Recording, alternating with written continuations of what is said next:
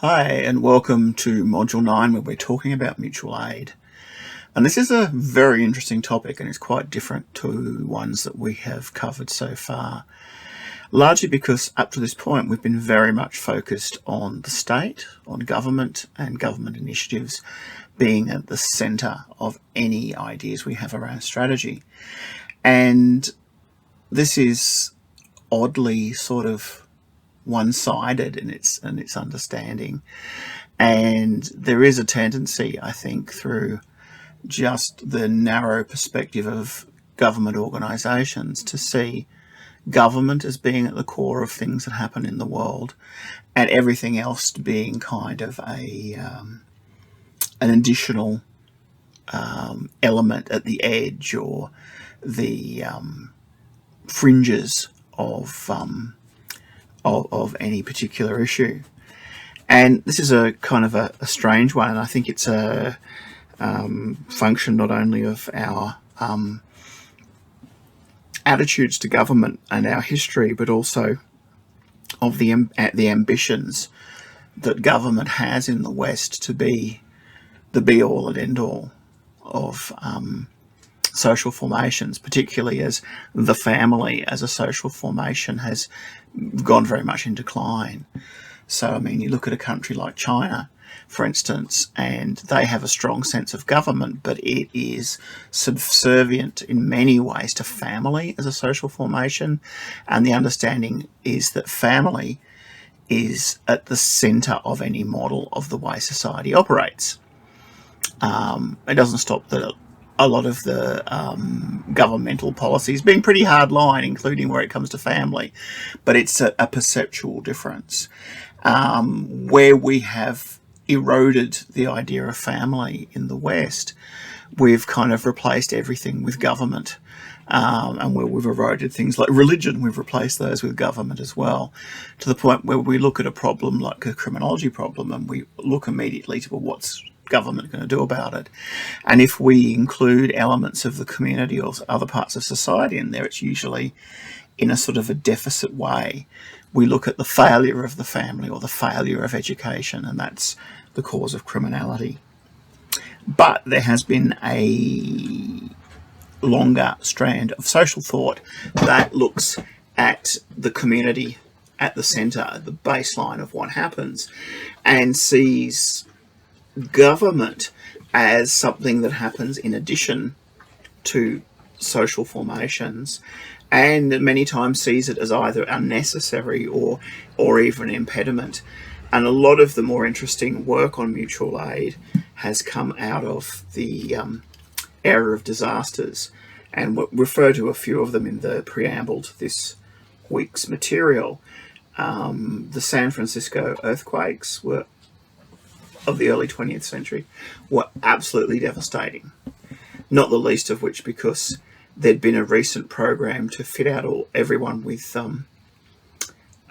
gas lighting in their houses, and of course wooden houses, gas lighting, earthquake fires did a lot more damage than the earthquake itself in San Francisco.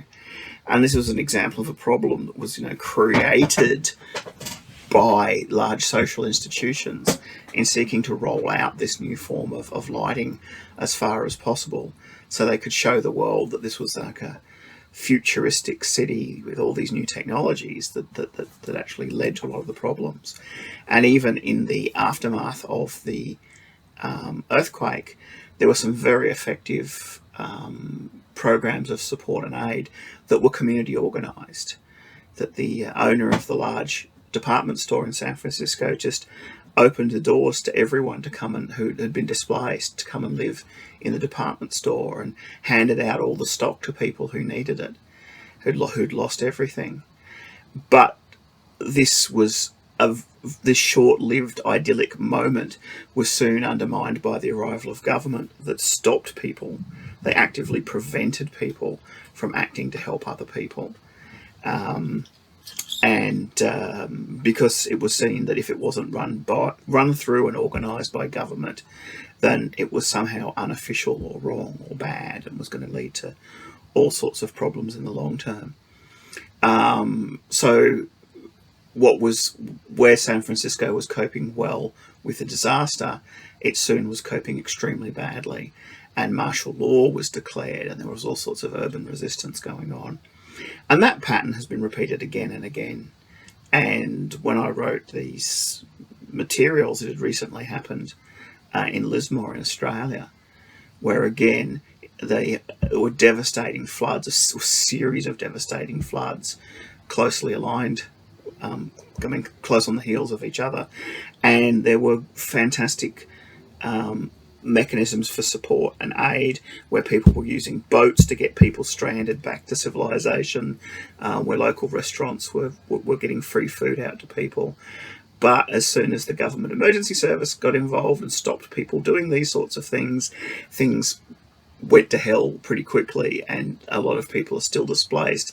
There's still massive problems involved, and the 10 mobile homes that the state government dedicated to solving the problem, I think are still in Casino, which is a city that's quite some distance from Lismore. So they never the government support mobile homes never even made it to the place they were supposed to go to. So mutual aid is based on this idea of recognising and seeking to understand more how these community-based interventions work. It's come back into fashion, interestingly enough, through neoliberalism.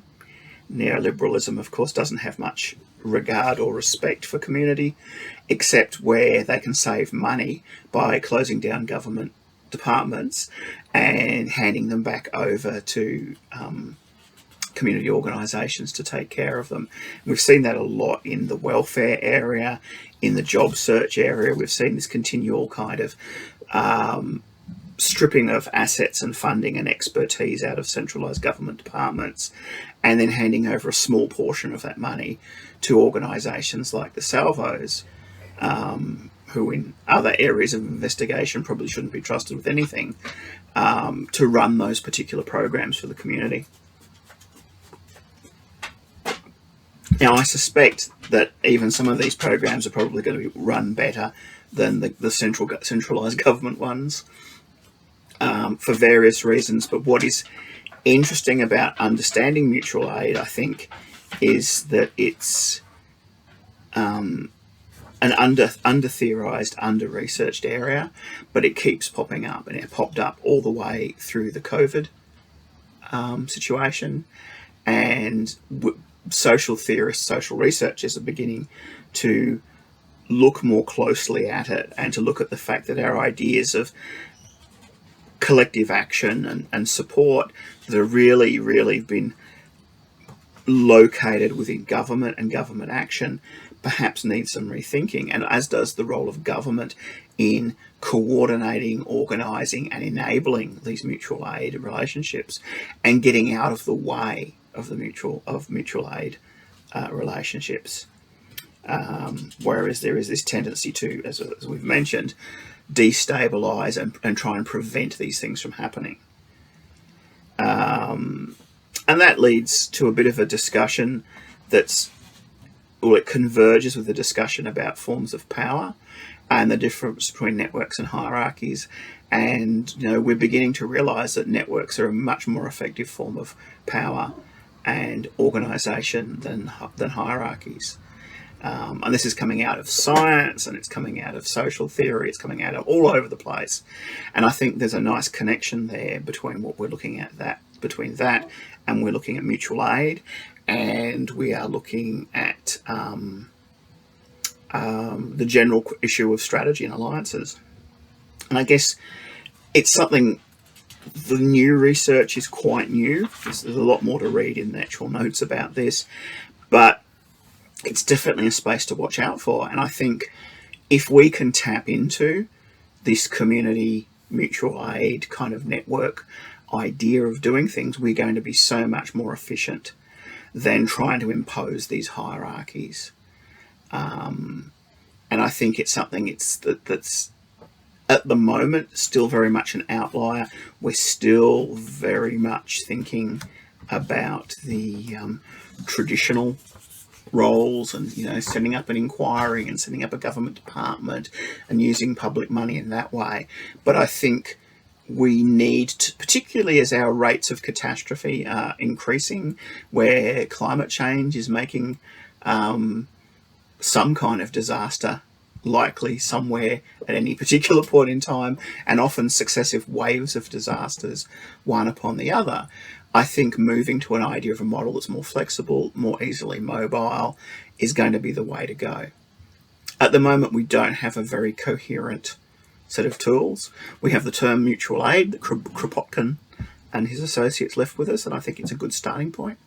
And it's good to be able to throw that terminology around to show you're not just making things up and wishing things were great, that there is actually a foundation to this. But I think over the next few years, we're going to get much better examples of this operating and a much more coherent framework to think about. So I thought it was important to introduce somewhere in this unit, and I think it's a concept you can slot in anywhere where we've previously looked at what the community does, and we've looked at the community as this kind of outlying satellite when we're doing these maps of how power operates and how agencies cooperate with each other. But we're going to more and more likely see that move towards the centre, and we're going to see government's role either enabling or inhibiting that on the edges of this idea of mutual aid, of community, of networked organisations over the old-fashioned sort of hierarchies.